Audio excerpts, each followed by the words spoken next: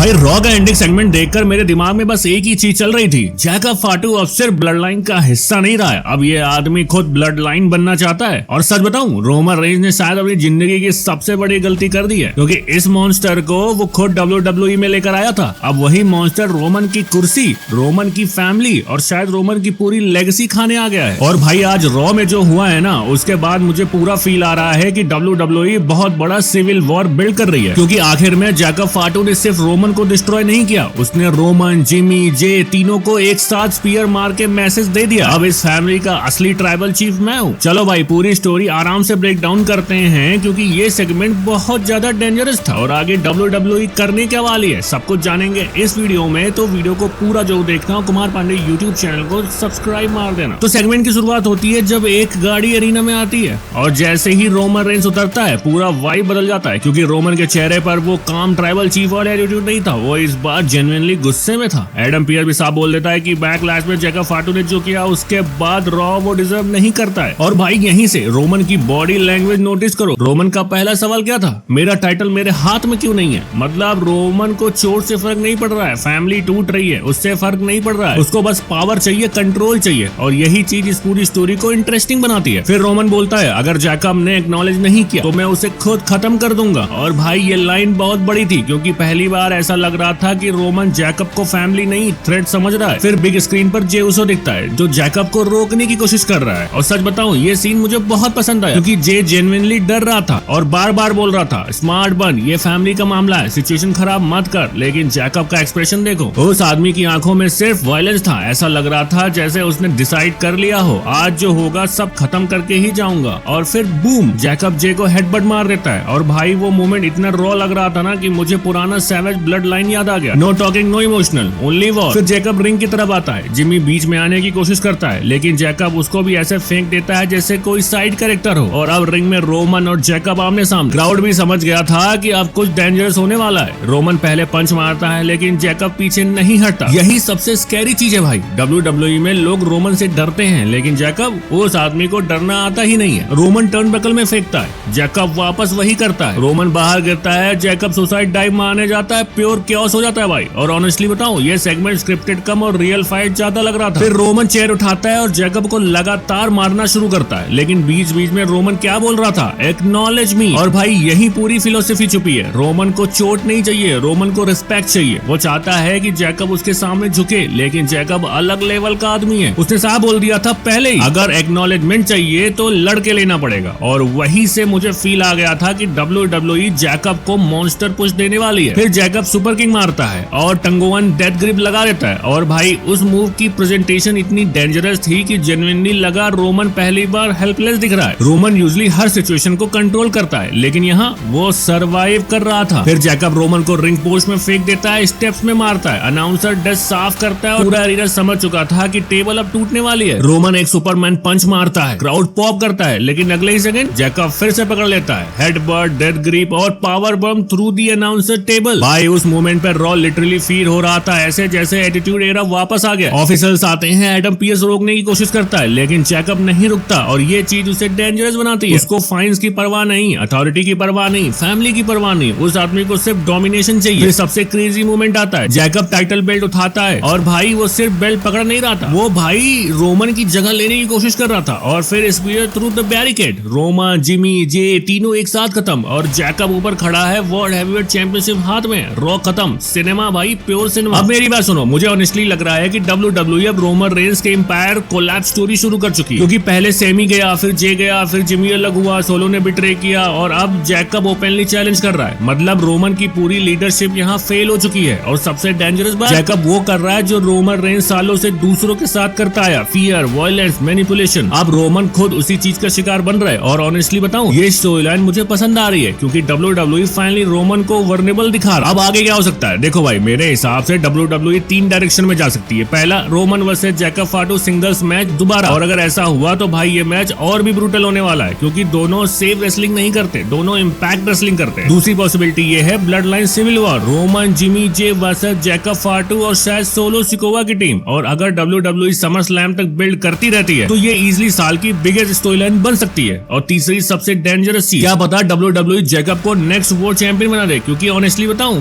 Crowd reaction देख के लग रहा था कि फैंस उसे मॉन्स्टर स्टार मान चुके हैं और उसका ऑरा अलग ही है भाई। उसमें ओल्ड स्कूल सैवेज एनर्जी है जो आजकल WWE में बहुत कम दिखती है। लेकिन एक चीज तो क्लियर है, रॉ के इस एंडिंग सेगमेंट के बाद रोमन रेंज पहली बार अकेला दिख रहा है और जैक फाटू उस आदमी ने मैसेज दे दिया, अब मैं किसी का सोल्जर नहीं, मैं खुद ट्राइबल चीफ बनना चाहता हूँ। अब देखना ये होगा रोमन अपनी लेगेसी बचा पाता है या जैका पूरी ब्लड लाइन टेक ओवर कर देगा। कमेंट करके जरूर बताओ भाई, क्या जैका फाटू रोमन रेंज से भी बड़ा मॉन्स्टर बन सकता है? अगली रॉ के बाद तो सिचुएशन और भी डेंजरस होने वाली है। See you in the next one, bye bye.